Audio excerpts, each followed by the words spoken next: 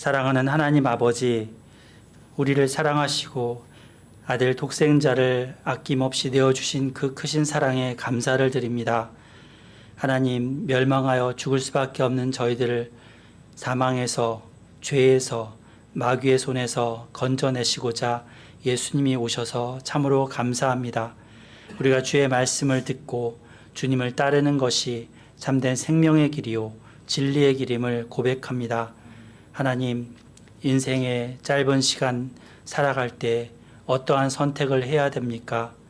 하나님, 진리와 생명편에 택하게 하시고 또 그 길을 끝까지 갈 수 있도록 인도해 주시옵소서. 세상이 혼탁하고 혼란하고 또 여러 가지 분열과 갈등이 심합니다. 하나님의 뜻을 이루어 주시옵소서. 주의 나라가 임하여 주시옵소서. 하나님 아버지, 또한 교회가 교회되게 하시고 성도가 성도되게 하여 주시고 하나님, 지도자들이 지도자 될 수 있도록 하나님 이끌어 주시옵소서. 하나님께서 주님 대한민국을 하나님 불쌍히 여기시고 하나님께서 앞길을 인도해 주시기를 기도합니다. 하나님께서 또한 에스라 소망교회 머리 대신 예수 그리스도를 저희가 붙들고 주님 머리 대신 주님의 말씀을 따라 살아가기 원하오니 인도해 주시옵소서. 모든 성도들이 주 안에서 말씀 가운데 하나 되게 하시고 또 서로와 서로를 격려하고 사랑하며 또 주신 사명을 잘 감당할 수 있도록 은혜를 베풀어 주시옵소서. 겉과 속이 다른 것이 아니라 겉과 겉이 속과 속이 같은 그러한 삶이 되기를 기도합니다. 분별력을 가지고 지혜를 가지고 살아갈 때 하나님께서 인도해 주시옵소서. 또 아버지 연약한 분들을 기억하여 주시기를 기도합니다. 우리 김석태 장로님 폐로 전이된 암을 치료하여 주시옵소서. 하나님께서 그 마음에 하나님을 향한 신앙과 또 말씀을 향한 간절한 마음을 허락하여 주시고 가족들에게도 살피는 마음을 주시옵소서. 또 우리 정금현 님에게 하나님 은혜를 주시고 부모님을 또한 살펴보고 돌아오는 우리 오은영 집사님, 이동호 집사님의 마음에도 기도와 믿음을 더하여 주시옵소서. 하나님께서 또한 이제 사랑하시는 조기순 권사님, 김태옥 권사님, 또 하나님 이영준 형제님, 오정근 형제님, 이승택 목사님, 최수현 형제님들을 기억하여 주시고 한 사람 한 사람들이 주님 경외하며 하나님을 사랑하는 삶이 되게 하여 주시고 또 연로하신 분들에게는 건강과 하나님 부활의 믿음을 허락하여 주시기를 기도드립니다. 우리 사랑하는 은서가 또 계속하여 잘 자라나고 사회성이 길러지며 건강하게 자라갈 수 있도록 인도해 주시옵소서. 하나님께서 매주 또 선포되는 누가복음 말씀과 사무엘서 말씀의 은혜를 허락하시고 이 말씀을 통하여 진리를 발견하고 우리의 삶이 변화되고 하나님을 따를 수 있기를 기도합니다. 하나님께서 인도해 주시옵소서. 오늘도 예비된 말씀을 주님 복 주시고 이 말씀이 선포될 때 우리의 심령이 갈라지고 주님 갈라진 심령에 하나님의 말씀의 빛이 들어갈 수 있기를 기도드립니다. 감사드리고 예수님의 이름으로 기도합니다. 아멘.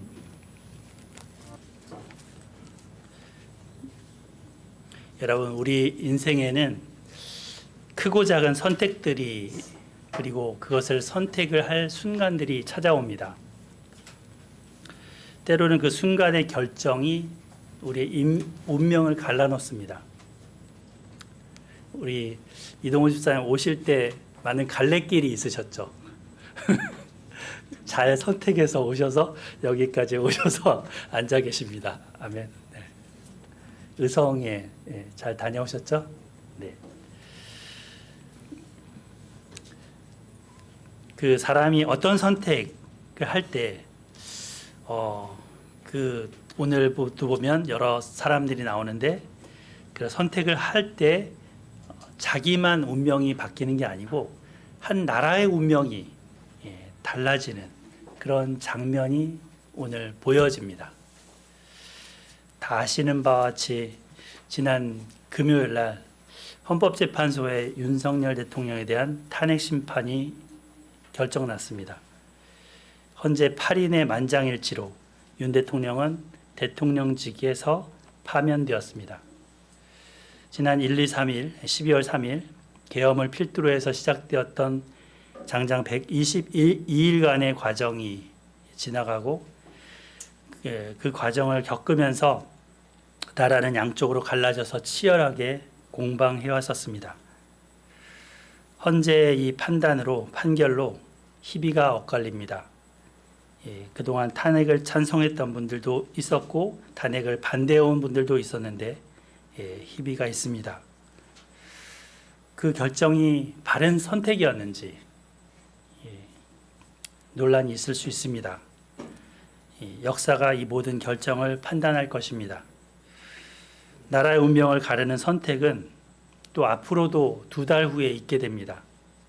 조기 대선이라는 선거가 기다리고 있습니다. 2달 후에 또 하나의 선택을 우리는 맡게 될 것입니다. 오늘 지금 다윗 왕의 아들 압살롬이 반역을 일으켜서 그가 그 왕위를 빼앗으려는 선택을 했습니다.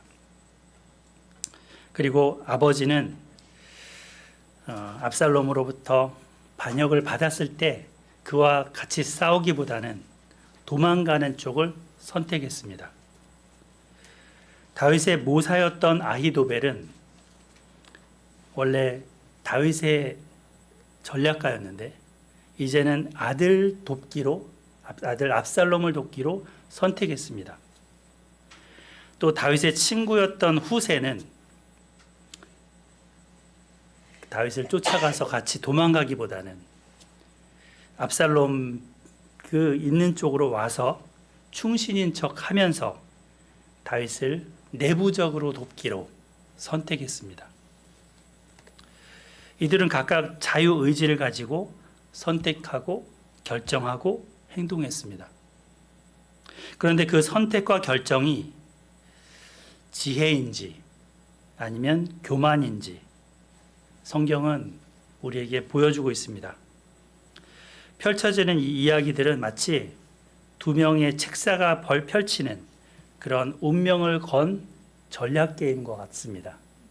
그래서 제목을 여기 후세와 압살롬의 운명 게임이라는 부제를 달았습니다. 이 숨막히는 드라마 속에서 우리는 교훈을 얻고자 합니다. 그래서 오늘도 한 3가지 주제를 가져왔습니다. 첫째 주제 같이 한번 읽어볼까요? 시작. 교만한 지도자의 비극. 둘째, 시작. 하나님의 간섭과 섭리. 셋째, 시작. 지혜와 신앙의 선택의 중요성. 이 3가지를 중심으로 살펴보겠습니다. 지혜냐, 교만이냐 라는 제목으로 우리의 삶을 돌아보기를 원합니다. 첫 번째, 교만한 지도자의 비극에 대해서 봅니다. 누굴까요? 교만한 지도자? 압살롬이죠. 이 압살롬의 이야기는 그 교만했을 때 어떤 결국이 되는지, 그 비극이 얼마나 비극적인지 보게 됩니다. 잠언 말씀에 이런 말씀이 있습니다. 잠언 16장 18절 19절인데요. 우리 양정 집사님 읽어주실까요? 교만은 회망의 선봉이요 거만한 마음은 넘어짐의 앞잡이니라. 겸손한 자와 함께하여 마음을 낮추는 것이 교만한 자와 함께하여 탈취물을 나누는 것보다 나으니라. 네, 이 패망의 선봉이다. 그러니까 패망이 뒤따라간다는 거죠. 교만한 자가 있으면 패망이 뒤따라갑니다. 그러니까 교만한 자는 뒤따라가기 때문에 뒤가 안 보이잖아요. 그죠? 앞만 보고 가니까. 근데 결국 패망에게 당하는 거죠. 거만한 마음, 넘어짐의 앞잡이다. 거만한 마음도 넘어짐이라는 애가 뒤따라옵니다. 그래서 그런 겸손한 자, 교만한 자를 대비하면서 잠언은 말씀하고 있습니다. 지도자에게 있어서 교만은 가장 위험한 함정입니다. 꼭대기에 있잖아요. 그죠? 맨 꼭대기에 있기 때문에 이 교만에 빠지면 올바른 판단을 잃어버립니다. 결국 스스로를 무너뜨리는 길을 걷게 됩니다. 압살롬은 바로 그런 교만한 지도자의 전형이 되었습니다. 이 사람은 자기가 아버지보다 더 나은 왕이 될 수 있다고, 내가 더 정의롭게 판단할 수 있어, 이러면서 말을 했고, 또 백성들의 마음을 훔쳤고, 그러면서 반란을 일으켰습니다.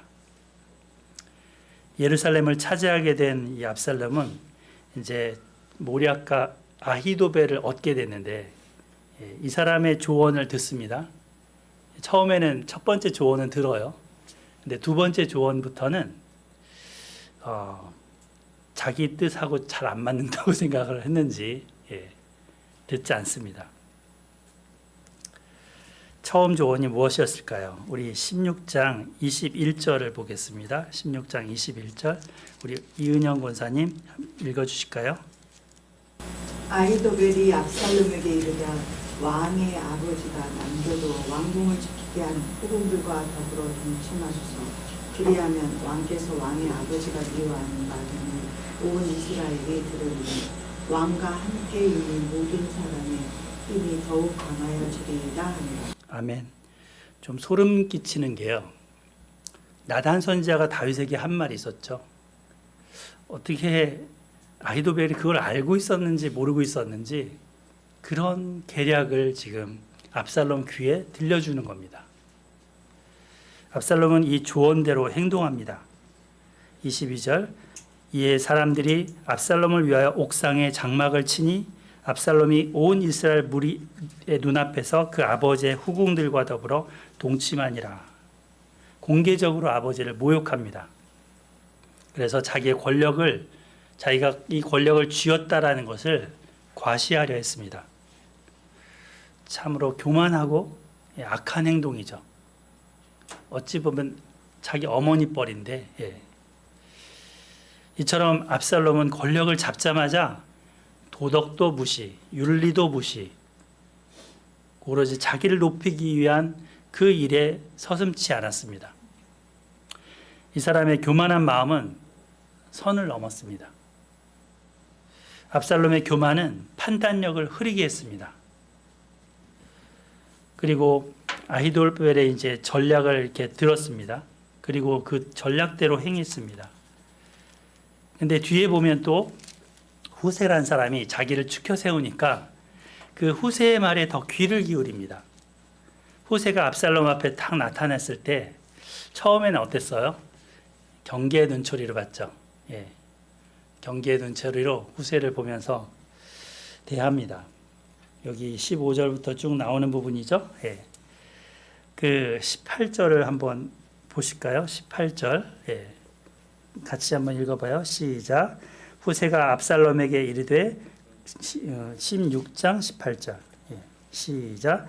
후세가 압살롬에게 이르되 그렇지 아니하니이다. 내가 여호와와 이 백성 모든 이스라엘의 택한 자에게 속하여 그와 함께 있을 것이니이다. 이 후세는 정말 당신 편입니다, 이런 식으로 나왔습니다. 말을 할 때. 근데 여기 보면 번역 성경을 조금 제가 교정을 하고 싶은 마음이 생겼습니다. 무슨 얘기냐면 여기 잠깐 보시면 여기 저희 써 있죠. 그 빨갛게 제가 표시를 해놨는데 이 백성 이스라엘이 지금 동일한 백성처럼 보이잖아요. 동일한 사람들. 근데 이게 원문으로 보면 그리고로 연결돼 있어요.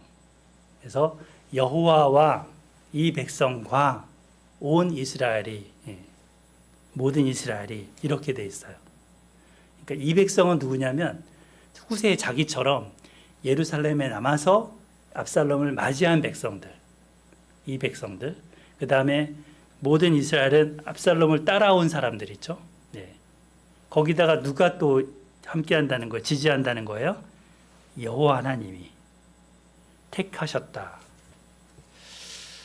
이렇게 말을 합니다. 그러니까 완전히 온 지지를 다 받고 있다라는 것을 후세가 얘기해 주는 거죠.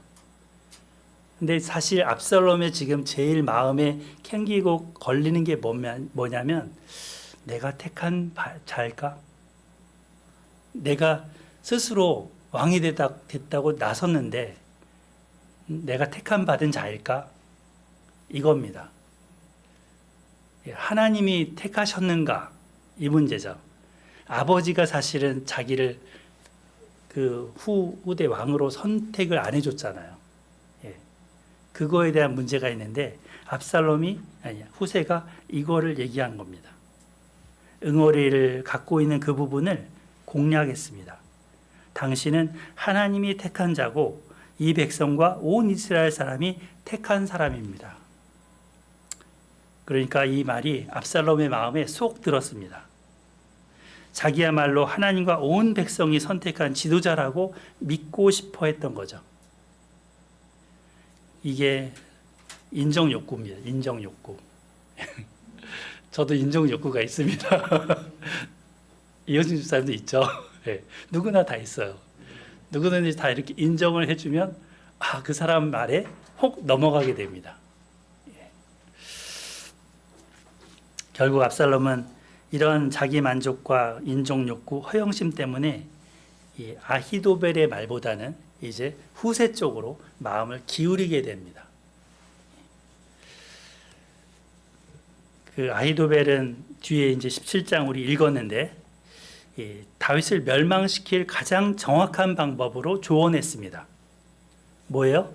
지금 기습해야 된다. 지금이야말로 때다. 그래서 12,000명 정도 병력을 가지고 나한테 주면 그걸 갖고 바로 쳐서 그 다른 따르는 백성들은 다 놔두고 다윗만 죽이면 된다. 그런 식으로 얘기합니다. 근데 후세는 압살롬의 허영과 그 불안감을 더 자극하면서 이제 이 압살롬의 좋은 조언인지는 알고 있지만 그걸 못 받아들이게. 그러면 지금 급습하면 다윗이 위태롭거든요. 그러지 못하게 만듭니다. 압살롬은 교만 때문에 이걸 분별하는 분별력을 잃어버렸습니다. 그래서 올바른 선택을 하지 못합니다. 제목이 뭐였어요? 교만이냐 지혜냐 교만이냐잖아요. 그죠? 이 지혜 쪽을 택하지 않고 교만 쪽을 택한 겁니다. 그래서 이 모든 결과가 비극으로 이어지게 됩니다. 압살롬은 반란을 통해서 잠시 성공했습니다. 하지만 이 교만 때문에 멸망길을 갑니다. 오늘은 읽진 않을 거지만 18장 가면 압살롬이 나중에 그 전쟁을 하면서 패전을 하고 도망가다가 나무에 머리가 걸려서 결국은 요압의 부하들에게 죽음을 당하잖아요. 여기 이렇게 압살롬의 최후를 보여주죠. 그는 이 교만함으로 인해서 패망하게 됩니다. 거만함으로 인해서 넘어집니다. 비참한 죽음을 맞이했습니다. 아히도벨은 또 어떻게 됩니까? 아히도벨은 그 교만한 자를 돕다가 같이 멸망하게 됩니다. 17장 23절을 우리 서인자매님 찾아서 한번 읽어주실까요? 17장 23절. 아히도벨이 자기 계략이 시인되지 못하는 적은 악의 운명을 들고 일어나 고향으로 돌아가 자기 집에 이르러 집을 정리하고 스스로 목매어 죽음에 그의 조상이 멸장자니라. 예, 감사합니다. 자살했다는 거죠. 목매어서 자살했다는 겁니다. 자기 뜻을 이루지 못했다라는 것에 이제는 더 이상 희망이 없다라고 생각하고는 스스로 목숨을 끊었습니다. 이 사람은 원래 이 조언이 한때는 하나님께 얻은 말씀 같다라고 했던 사람이거든요. 시대의 지혜자고 시대의 모략가였습니다. 근데 교만한 반역자의 편에 섰다가 끝내는 절망하는 그리고 죽음을 택하는 길에 가게 됩니다. 이것처럼 교만은 압살롬 자기뿐만 아니라 주변 사람들도 지금 죽음에 이르게 하는 그런 결국을 보여줍니다. 이걸 통해서 교만한 지도자는 결국은 몰락하고 만다는 것을 우리는 살펴보게 됩니다. 압살롬은 젊고 잘생기고 정치적인 재능이 있는 사람이었습니다. 그런데 그가 없는 게 있었습니다. 겸손입니다. 다 있어도 이 겸손이 없으니까 결국 비참한 최후를 맞는 거죠. 이 경고를 우리도 마음에 새겨야 됩니다.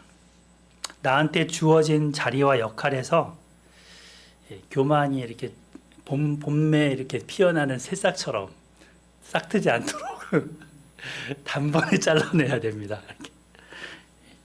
가정에서든 교회에서든 직장에서든 나를 높이고자 하는 그런 교만은 결국 관계를 깨뜨리고 하나님 앞에 죄를 짓게 됩니다.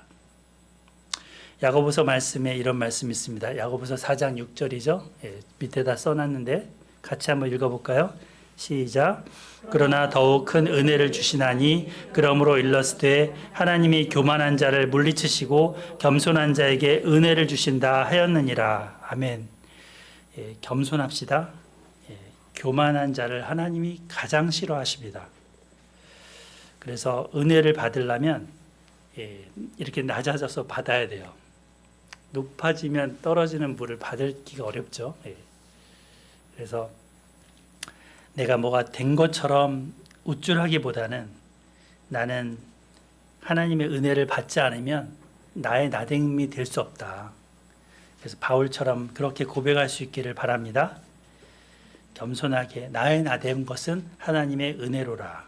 아멘. 자, 두 번째 주제를 보겠습니다. 두 번째 주제는 하나님의 간섭과 섭리입니다. 이 이야기의 뒷면에는 하나님의 놀라운 간섭이 있고 하나님의 놀라운 섭리가 있습니다. 이 스토리 이야기 속에 하나님이 어떻게 했다라는 얘기는 없습니다. 근데 하나님이 우리가 읽어보면서 어떻게 하고 계시는가라는 것을 눈치챌 수 있습니다. 겉으로 볼 때는 압살롬이 힘이 강해서 다윗을 이길 것 같습니다. 이미 다윗은 지금 쫓겨나는 도망자 신세입니다. 하지만 사람의 역사를 주관하는 분은 누구다? 하나님이시다. 여호와이시다. 아멘. 여호와 하나님께서는 다윗에게 언약을 하셨었죠. 다윗 언약을 하셨었죠.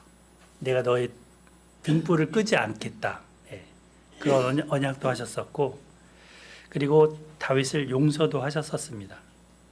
무엇보다도 다윗이 피신할 때 하나님께 기도한 내용이 있습니다. 여기 파워포인트에 올려놨는데요. 하나님께 간절히 기도했었습니다. 여호와여 원하옵건대 아히도벨의 모략을 어리석게 하옵소서. 아히도벨이 정말 뛰어난 지혜자고 모략가라는 걸 알거든요. 그가 압살롬 편에 붙었다는 것은 마치 제갈공명이 유비 편에 붙은 것 같은 겁니다. 유비가 진짜 보면 망나니들이 거의 술도 좋아하고, 근데 제갈공명이 함께하니까 삼국을 통일했잖아요. 근데 하나님께서 그 제갈공명 같은 아히도벨의 그 모략을 어리석게 하옵소서 기도했습니다. 하나님은 그 기도를 들으셨습니다. 그리고 보이지 않는 가운데 역사하셨습니다. 이 하나님의 섭리가 압살롬과 이 후세가 만나게 되는 계기를 마련해 주셨고, 또 그 여러 사건들 속에 역사하셨습니다. 먼저 이 압살롬이 후세의 말을 듣기로 한 것 자체가 하나님이 개입한 겁니다. 아무리 그 후세가 이렇게 압살롬의 마음에 들게 막 말을 해도 압살롬이 아니면 안 받아들이면 끝이잖아요. 그죠? 후세의 의견을 안 들으면 끝이거든요. 근데 그렇게 마음이 가게 한 거죠. 그래서 아까 우리 본문 읽었지만 17장 1절부터 14절에 아히도벨과 후세의 계략이 나왔었습니다. 그 결론이 뭐죠? 14절입니다. 14절 같이 한번 읽어봐요. 14절 다시 한번. 17장 14절 시작. 압살롬과 온 이스라엘 사람들이 이르되 아렉 사람 후세의 계략은 아히도벨의 계략보다 낫다 하니 이는 여호와께서 압살롬에게 화를 내리려 하사 아히도벨의 좋은 계략을 물리치라고 명령하셨음이더라. 천사들을 통해서 명령하셨나? 예, 사람들의 마음을 움직이는 것 같고, 후세 편이 더 좋아요 이렇게 표를 더 많이 한 거예요. 실제적으로는 객관적으로는 아히도벨의 모략이 뛰어난데도 사람들 마음이 이쪽으로 가게 한 거죠. 하나님이 개입하시니까 아히도벨의 그런 계략이 헛일이 되고 말았습니다. 이 아히도벨은 결국은 자기 계략이 시행되지 못하는 걸 보고 이제 끝났구나. 압살롬의 미래는 없구나. 라는 것을 직감한 겁니다. 그래서 집으로 돌아가서 일을 정리하고 목숨을 끊은 거죠. 하나님께서는 이 지혜로운 자의 계략조차도 꺾으셨습니다. 하나님의 숨은 손이 역사하셨습니다. 압살롬이 최선의 전략을 벌이고 오히려 불리한 쪽을 택하도록 하셨습니다. 후세의 계략을 한번 살펴보면 참 말은 멋지거든요. 거창하고 굉장히 광대합니다. 근데 이게 실행성이 별로 없는 거예요. 8절에 보면 왕이 어떤 분인지, 왕을 따르는 추종자들이 어떤 사람들인지 용사다 하면서 지금 만약에 급습을 하면 숨어 있다가 당할 수 있다. 누구라도 다치면 우리 쪽에서, 그 압살롬 쪽에서 움찔하고 낙심해서 더 이상 치지도 못할 거다. 그러니까 저기 전국토에 있는 사람들을 다 불러서 싸우게 하자라는 거고, 무엇보다도 주체가 달라요. 압살롬은 누가 먼저 나가겠다고 했냐면 17장 1절에 내가 사람 12,000명을 택하게 하소서. 내가 일어나서 다윗의 뒤를 추적하여. 누가 간다는 거예요? 아히도벨이 간다는 거예요. 그러니까 압살롬 당신은 뒤에 빠져 있어요. 이거죠. 근데 후세는 누가 간다고 했냐면 그 11절에 보면 모래같이 당신께로 모으고, 그죠?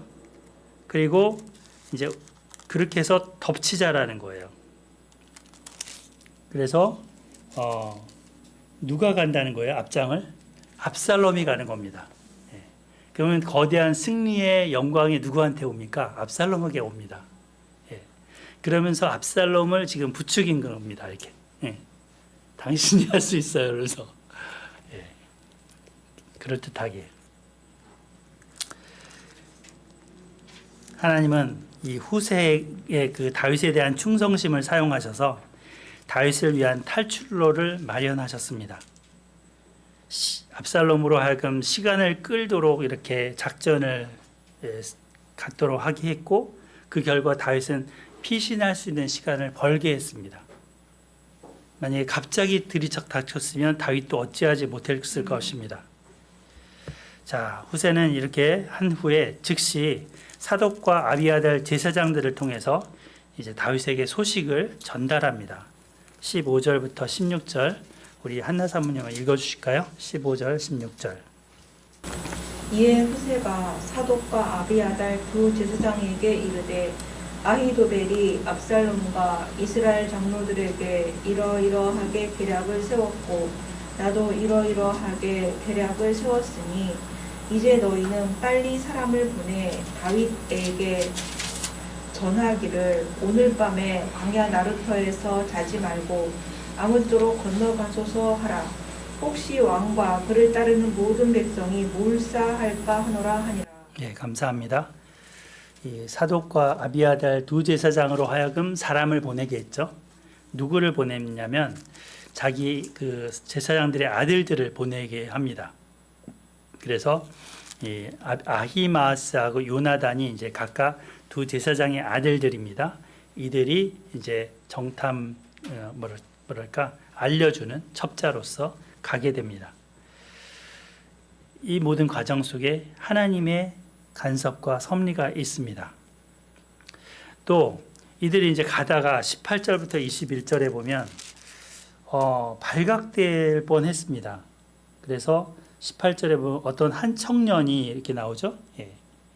그리 한 청년이 그거를 알았습니다. 그래서 압살롬에게 그것을 일렀죠. 예. 그래갖고는 결국 이 둘도 붙잡힐 뻔했는데 어떻게 돼요? 도망가다가 바후림 어떤 사람의 집으로 들어갔고 그 집 여인이 이 둘을 보호해 줍니다. 한 우물 속에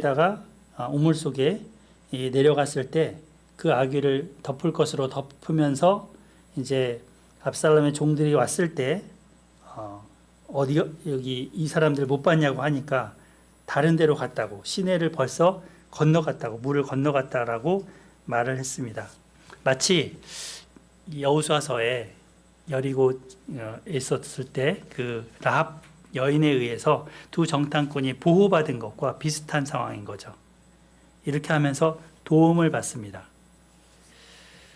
이것도 하나님이 예비하신 하나의 섭리였습니다. 이런 여인을 딱 두신 거죠. 또 어떤 하나님의 도우심이 있습니까? 어떤 간섭이 있습니까? 이 27절부터 28절 맨 뒤에 보면 우리 이동호 집사님 27절부터 29절 한번 읽어주실까요? 다윗이 마하나임에 이르렀을 때 암몬 족속에게 속한 라파 사람 나하스의 아들 소비와 루데발 사람 암미엘의 아들 아질과 루글림 길앗 사람 아르실레가 심상과 대야와 질그릇과 들과 보리와 밀가루와 볶은 곡식과 콩과 팥과 볶은 누구와 꿀과 버터와 양건 치즈를 가져다가 다윗과 그와 함께한 백성에게 먹게 하였으니 이는 그들 생각에 백성이 들에서 시장하고 고나고 목마르겠다 하리라. 네, 감사합니다.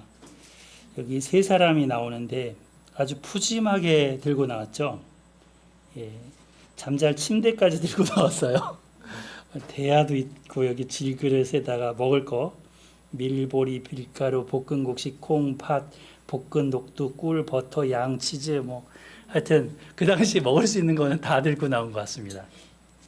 그래서 한참 배고프고 시장할 때 도움을 주는 사람들이 있었습니다. 이것도 하나님의 간섭과 섭리죠. 여기 보면 두 번째 사람 마길이라는 사람은 지난번에 우리 무비보셋 이야기할 때 무비보셋을 원래 처음에 돌봤던 사람인데 다윗이 그를 데려다가 돌보니까 그의 감동을 받아서 이렇게 선의를 베푸는 거죠. 지금 다윗이 위태로울 때 나와서 도와줍니다. 그리고 암몬 족속의 소비라는 사람이 있는데 원래 그 나하스의 아들 그 누구죠? 다른 사람이 있었죠. 그 다윗의 신하들한테 모욕을 줬던 사람 한온이라고. 아마도 그 후계자라고 생각이 됩니다. 같은 형제인데 후계자. 근데 이 한운과는 원수지간이었지만 다윗이 다시금 이 누구죠? 이 사람 소비하고는 친분 관계가 있었나 봅니다. 그래서 호의를 받습니다. 또 로글림 길르앗 사람 바르실레가 있습니다. 바르실레 이렇게 뭘 바르실레 이렇게도 외우는데 바르실레 이 사람이 이렇게 아주 헌신적으로 도와줍니다. 하나님이 예비하셔서 다윗 편에 선 선한 이웃들 이들의 도움을 받습니다. 도망자 신세였지만 다윗은 외롭지 않았습니다. 하나님이 여러 방법으로 보호하시고 격려하셨습니다. 하나님은 이처럼 인간 역사의 주권자이십니다. 사람의 교만과 계략이 극에 달했고 하나님의 뜻을 벗어나는 그런 길을 가는 자들도 있지만 하나님 앞에 겸손하게 그 은혜를 구하는 자들에게 하나님은 이렇게 섭리로 보호하시고 돌보십니다. 하나님은 한순간도 쉬지 않으십니다. 그래서 우리가 이 하나님의 손길을 기대하게 됩니다. 이것은 오늘 우리가 살아갈 때 큰 위로와 교훈이 됩니다. 우리 삶에서도 때로는 악인이 판치는 것처럼 보일 수 있습니다. 하나님의 공의와 섭리는 어디로 갔는가 의문을 던질 수 있습니다. 그러나 반드시 하나님의 뜻과 공의가 이루어집니다. 눈에 보이지 않아도 하나님은 일하십니다. 우리가 이해하지 못하는 고난과 어려움이 있지만 그 속에 하나님의 약속을 지키고 의지하는 자들에게 하나님은 돌보고 보호하십니다. 그러니까 우리는 끝까지 선택을 어디를 해야 돼요? 교만을 선택해야 돼요? 아니죠. 지혜를 선택해야 되고 하나님 편을 선택해야 됩니다. 불의에 타협하지 말아야 합니다. 그리고 다윗처럼 하나님께서 해주실 것을 기대하고 기도하면 하나님의 때에 도와주십니다. 다윗의 그 기도처럼 아히도벨의 모략을 아무것도 아닌 것처럼 바꾸셨습니다. 하나님께서. 자, 세 번째 주제를 봅니다. 잠깐 여기 지도를 보시면 여기에 그 탈출 경로예요. 예루살렘에서부터 여리고를 건너 나루를 지나서 마하나임이라는 장소를 갑니다. 요단강 건너편인 거죠. 그때 저기 위에서 이제 마기레의 사람, 그 다음에 바르실레의 사람, 밑에 쪽에 있는 소비라는 사람이 와서 도와줬다는 거예요. 공간적으로 저렇게 이해하시면 되겠습니다. 세 번째 주제는 지혜와 신앙의 선택의 중요성에 대해서 살피겠습니다. 지혜와 신앙의 중요성. 두말하면 잔소리죠. 압살롬과 이 후세의 운명이 갈린 결정적 이유는 뭘까요? 서로 다른 선택을 했기 때문입니다. 지혜로운 선택을 하지 않은 사람은 결국 패망의 길을 갔고 교만한 길을 가서 결국 멸망했습니다. 압살롬은 교만과 욕심의 길을 택했고 후세와 다윗은 지혜와 믿음의 길을 택했습니다. 이 선택의 차이가 두 사람의 운명을 완전히 갈라놨습니다. 압살롬에게는 한때 좋은 기회가 있었습니다. 그는 아히도벨과 후세라는 두 사람의 조언을 들을 수 있는 그런 기회도 있었고 어느 것을 선택해야 될지 이러한 선택이 있었습니다. 근데 그는 그 좋은 선택 아히도벨을 자기에게는 좋은 선택인데 그걸 하지 않고 후세의 말을 따라갑니다. 후세의 계략은 달콤한 아부와 또 한편에서는 신중하게 이거를 하자는 것이었습니다. 압살롬은 나라의 미래나 하나님의 뜻보다는 자기가 더 중요했습니다. 내가 싸워서 내가 몰살할 수 있다고? 그렇지. 그게 더 좋지. 이쪽을 선택했습니다. 욕망을 따라갔습니다.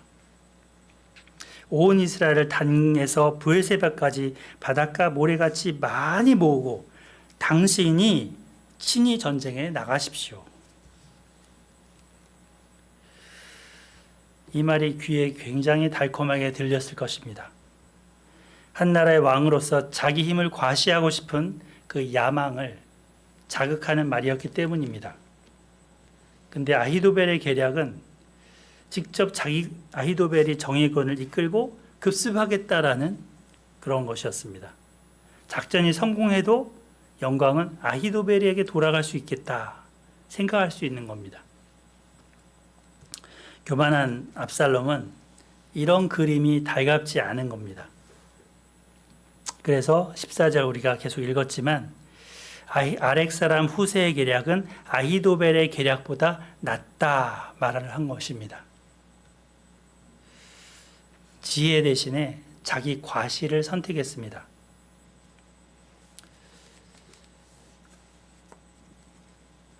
그 후세에 대해서 한번 생각을 해보게 됩니다. 물론 이제 여기 보면 후세가 이 압살롬을 도와주는 것처럼 보여지죠. 그리고 처음에 압살롬을 만나러 왔을 때도 이 왕편인 것처럼 말을 하죠. 근데 사무엘서가 아주 여기에다가 후세의 겉에 이 말하고 속마음이 다르다라는 것을 보여줍니다. 언뜻. 그 부분을 좀 살펴보겠습니다. 16장 우리 16절을 보실까요? 예, 우리 오은영 집사님 한번 읽어주실까요? 다윗의 친구 아랫 사람 후세가 압살롬에게 나아갈 때 그에게 말하기를 왕이여 만세 왕이여 만세하니. 네, 여기 이름이 없습니다. 압살롬 왕이여 만세, 압살롬 왕이여 만세 이게 아니고 그냥 왕이여 만세, 왕이여 만세입니다. 예, 겉으로는 압살롬한테는 나보고 만세라고 해주는구나 라고 듣겠죠. 근데 후세는 속으로는 나의 왕 다윗 왕 만세, 다윗 왕 만세 이거를 외치는 겁니다. 대체적으로 다른 성경에 보면 다 이름을 붙여요. 다윗 왕 만세, 솔로몬 왕 만세, 아도니아 왕 만세 이런 식으로. 후세에게는 없습니다. 그 다음에 또 있는데요. 그 19절을 우리 변은미 권사님 한번 읽어주실까요? 또 내가 이제 누구를 섬기니까 그의 아들이 아니니까 내가 전에 왕의 아버지를 섬긴 것 같이 왕을 섬기리이다 하니라. 네, 감사합니다. 여기를 보면 좀 번역이 좀 아쉽습니다. 제가 여기다가 그 개역개정, 새한글 성경, 바른 성경을 다 갖고 와봤습니다. 예, 무슨 얘기냐면 이 개역개정은 왕을 섬기리다 이렇게 돼 있죠. 곧 압살롬 당신을 섬기리다 이런 것처럼 말을 하는 거잖아요. 그죠? 근데 원문을 보면 왕을이라는 말이 아니라 당신을 섬기리라는 것도 없어요. 그냥 당신 앞에 있겠습니다 이거예요. 내가 당신의 부친을 섬겼던 것처럼 당신 앞에 있겠습니다. 여기 새한글 성경에 임금 앞에 저것도 없어요. 임금 저것도 아니고 당신이라는 말이에요. 당신 앞에 있으려 합니다. 그래서 그 압살롬 왕을 섬기겠다라는 거로 물론 압살롬은 받아들일 수 있겠지만 아주 글자 말 그대로를 꼼꼼히 따져보면 후세는 이 압살롬을 섬기겠다라는 거를 말하지 않는 겁니다. 그리고 그를 왕이라고 인정하고 왕이라고 말을 한 것도 없습니다. 그래서 번역 성경을 좀 살펴보면서 뒤져봤습니다. 너무 자세히 봤나요? 아무튼 이 후세는 하나님께 대한 신앙과 다윗에 대한 충의를 잃지 않았습니다. 그리고 지혜롭게 행동했습니다. 자기 유익보다 하나님의 뜻이 뭔지, 어디 있는지, 그리고 다윗의 친구로서 그에 대한 의리가 무엇인지를 가지고 따랐던 것입니다. 결국 후세의 그러한 지혜와 용기는 압살롬을 좌절시키게 하는 도구로 쓰였습니다. 이 다윗에 대해서도 또 보겠습니다. 다윗은 압살롬의 쿠데타 때 예루살렘을 떠나 도망하는 쪽을 선택했습니다. 어떤 사람들은 다윗한테 왜 싸우지 않냐고 도망치냐고 그렇게 생각했을지 모릅니다. 세왕 이야기에 보면 나오죠. 근데 그는 법궤를 가지고 나온 제사장들한테도 법궤를 가지고 언약궤를 가지고 도성으로 돌아가라 하면서 이렇게 말을 했었습니다. 사무엘하 15장 25절 26절인데요. 여호와께서 나를 기뻐하시면 다시 돌아와 보게 하시겠지만 그렇지 않으면 나를 받아주실 것이다. 이런 말씀을 하신 거죠. 은혜를 입으면 도로 나를 인도하실 것이다. 그 계신 데를 보이시리라. 그러나 나를 기뻐하지 아니하신다 하시면 종이 여기 있습니다. 선히 여기시는 대로 나를 처분해 주세요. 이렇게 말을 한 것입니다. 여기에 겸손과 신앙의 모범적인 그런 선택이 나왔다고 했죠. 결국 이런 다윗 곁에는 사람들이 다시금 돕는 사람들이 붙게 됩니다. 그리고 그는 다시금 왕의 귀환을 할 수 있게 됩니다. 요약하자면 이 압살롬과 후세의 이 운명 같은 게임은 신앙이냐, 교만이냐, 지혜냐, 욕심이냐의 대결이었습니다. 이 교만으로 인해서 압살롬은 어리석은 결정을 내렸고 결국은 패망의 길을 갔습니다. 하지만 후세와 다윗은 지혜로운 결정을 내렸고 믿음의 결정을 내렸고 생명의 길을 갔습니다. 이것이 하늘과 땅의 차이입니다. 이 모습을 통해서 우리 자신을 스스로 돌아보게 됩니다. 나는 매일의 삶 속에서 어떤 선택을 하는가? 제가 요즘에 노션이라는 앱을 배우고 있습니다. 한 전문가로부터. 근데 3주간의 트레이닝 기간인데 작은 습관 만들기라는 그런 거를 하는 겁니다. 그래서 매일매일 이렇게 작은 습관을 하나씩 해서 체크를 하고 그걸 했으면 이제 뭐랄까 칭찬을 하거나 뭔가 하는 좋은 방식이죠. 근데 한 주를 지났는데 그것만 만들어 놓고 그냥 지났습니다. 선택을 하고 체크를 하고 이렇게 해야 되는데 뭐를 했었냐면 물론 성경 읽기 하나랑 운동하는 거였어요. 그래서 뭐 걷는 거랄지 뭐 스트레칭이랄지 뭐 이런 것들. 근데 선택을 이렇게 하고 그것을 따라서 준행을 해야 되는데 그냥 그것만 만들어 놓으니까 내 몸은 안 바뀌고 오히려 악화가 되는 겁니다. 그래서 다시금 그 선생님이랑 얘기를 하면서 다시 한번 교정해서 당신에게 맞는 식으로 다시 해보라고 그런 중입니다. 우리는 날마다 매일매일 선택을 합니다. 내가 어떤 선택을 하는가에 따라서 내 삶이 달라지고 내 가족의 삶이 달라지고 교회와 이 사회 주변이 달라집니다.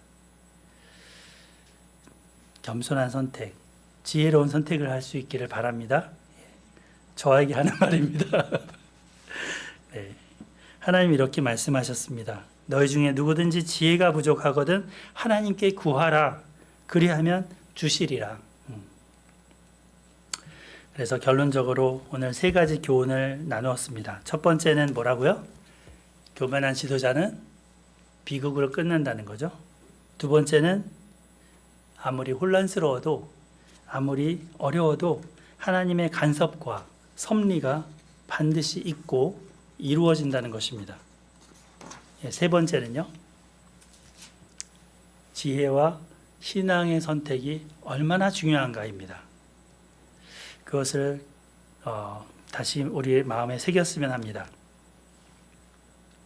어제는 저희 아들 둘째가 장가를 가기 때문에 저희 친족과 가족들에게 청첩장을 메일로 문자로 드렸습니다.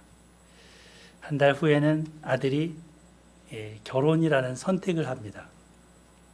이 선택은 정말 중요한 선택이죠.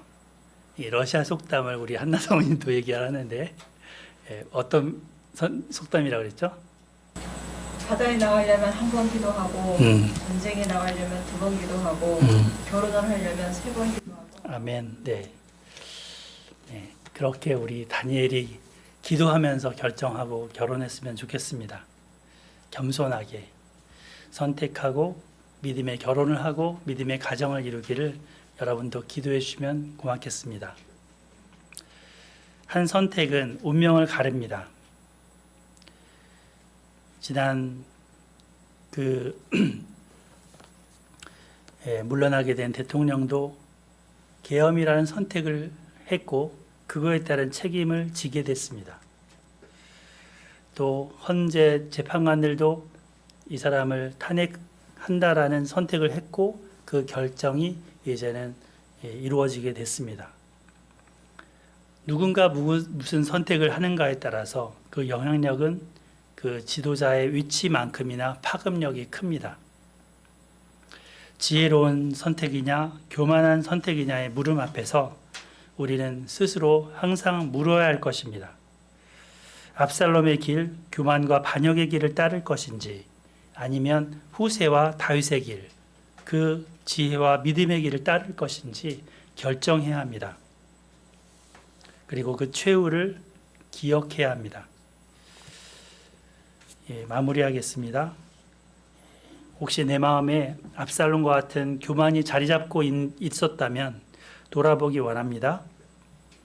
내가 원하는 것을 이루기 위해서 내 하나님 뜻보다 내 고집을 앞세운 부분이 있다면 이 시간 겸손히 회개하고 내려놓았으면 합니다. 그리고 후세처럼 믿음 편에 굳건히 서서 지혜롭게 행할 수 있도록 다짐합시다.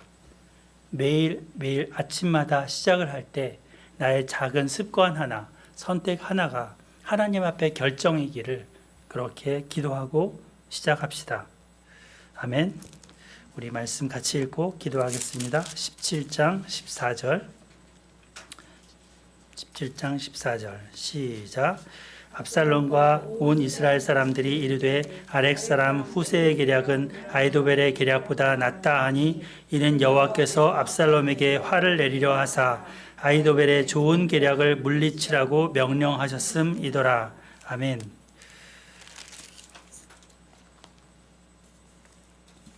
기도하겠습니다. 사랑하는 하나님 아버지, 인생의 여러 순간순간 우리는 선택 앞에 있습니다. 이 선택이 나의 교만을 부추기는 선택이 되지 않기 원합니다. 하나님 지혜로운 선택이 되게 하시고 겸손한 선택들이 되기를 기도합니다. 하나님, 그리하여서 믿음의 가정 이뤄갈 수 있도록 하여 주시고 아름다운 교회 공동체를 이뤄갈 수 있게 해주시고 이 나라 공동체를 이뤄갈 수 있도록 인도해 주시옵소서. 하나님 아버지, 하나님께서 정말 바른 지혜자의 말을 들을 뿐 아니라 무엇보다 하나님의 뜻과 하나님의 섭리를 잘 따를 수 있는 저희가 되기를 기도합니다. 주님, 분별력을 주시고 은혜를 주시옵소서. 주님께서 이 나라 가운데 두신 하나님의 뜻을 다 이루어 주시고 하나님 아버지 섭리 가운데 역사하여 주시옵소서. 주님, 정의와 공의와 인애가 살아 숨기시는 나라가 되게 하여 주시옵소서.